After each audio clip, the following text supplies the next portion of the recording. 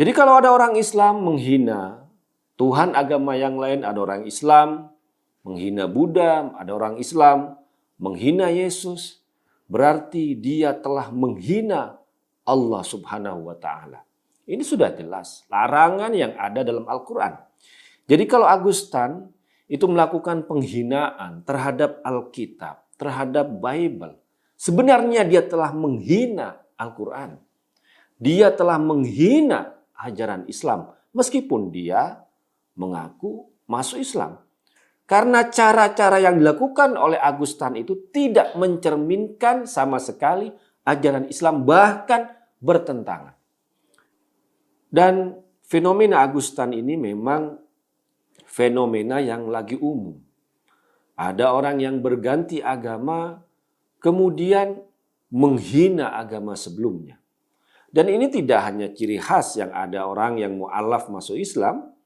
Ya, ada juga pernah kasus yang pernah saya bahas, ada orang yang Islam kemudian masuk Kristen, kemudian mengaku sebagai pendeta, Pak Saifuddin Ibrahim, kalau tidak salah namanya itu, kemudian dia menjelek-jelekan agama Islam. Nah, ini berbahaya untuk relasi umat beragama.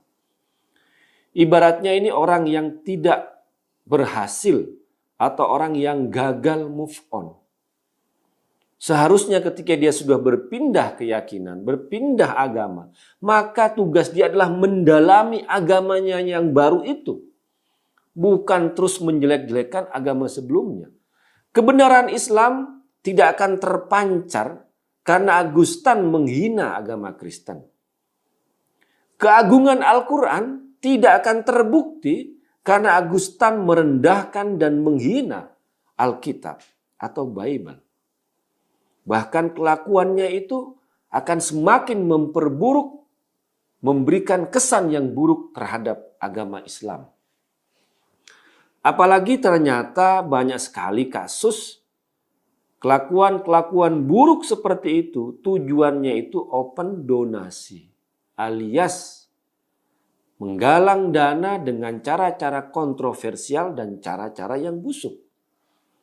Dan itu terjadi pada kasus Augustan yang ujung-ujungnya juga adalah open donasi. Apakah dia benar-benar sakit atau pura-pura sakit atau bersandiwara?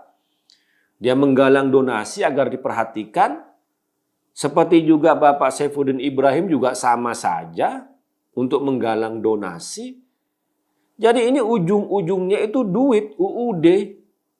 Ternyata ada tujuan-tujuan ekonomi dengan memainkan, dengan merendahkan orang lain. Mencari keuntungan di atas luka orang lain. Mencari duit dengan menghina dan merendahkan orang lain. Dan ini adalah tindakan-tindakan yang tidak bisa dikaitkan dengan ajaran agama apapun.